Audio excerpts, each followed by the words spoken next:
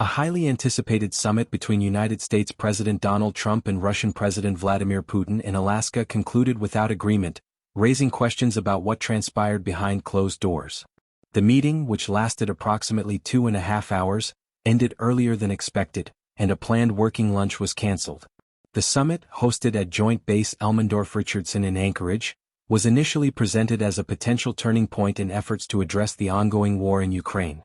Kremlin officials had suggested that the dialogue could last as long as 6 to 7 hours.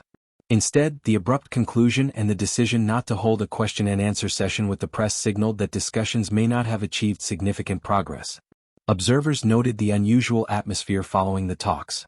Members of the American delegation, including Press Secretary Caroline Leavitt and Special Envoy Steve Witkoff, were described as appearing visibly unsettled after the meeting. Accounts from correspondents present at the summit suggested that aides appeared anxious, with some quickly entering and exiting the briefing room. Analysts interpreted these reactions as a possible indication that the meeting had not gone as planned.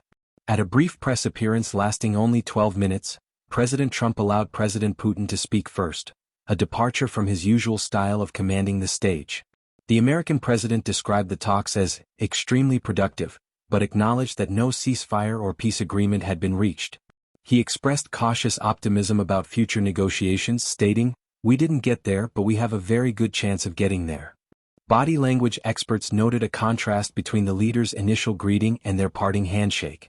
Their first exchange featured smiles and a prolonged handshake, while the final farewell appeared more restrained, with a harder expression and less warmth. Analysts suggested this shift reflected the lack of tangible progress during the meeting. Adding to the unusual circumstances, documents reportedly left at a nearby hotel revealed details of the planned but cancelled luncheon. The menu included filet mignon with peppercorn sauce, halibut Olympia, and a green salad with champagne vinaigrette. The documents also contained sensitive logistical information, underscoring security concerns surrounding the event. Former U.S. officials observing the summit from afar expressed concern about the outcome.